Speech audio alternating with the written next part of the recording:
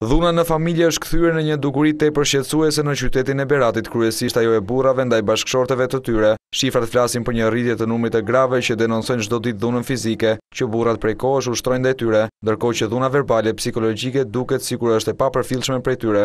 Në bazë të komunikatave zyrtare të drejtorisë së policisë së qarkut të Beratit, shihet se në këtë 4 muajor të parë të vitit, gati çdo ditë një femër kërkon urdhër mbrojtjeje, pasi dhunohet nga bashkëshorti i saj. Në lidhje me këtë situatë alarmante të krijuar, psikologja Juvina Qevani bën me dije se rastet po shtohen si pasojë një situate të rëndë kryesisht ekonomike dhe sociale që po kalon familja shqiptare. Shkaqet kryesore, unë mendoj se është varfëria, duke qenë se varfëria e nxitsja e dhunës në familje, për shkak të mungesës së mundësive dhe mënyrave për të përballuar vështirësitë ekonomike, burrat shfaqin tendencën të bëhen të dhunshëm ndaj grave apo fëmijëve të tyre, sidomos vajza.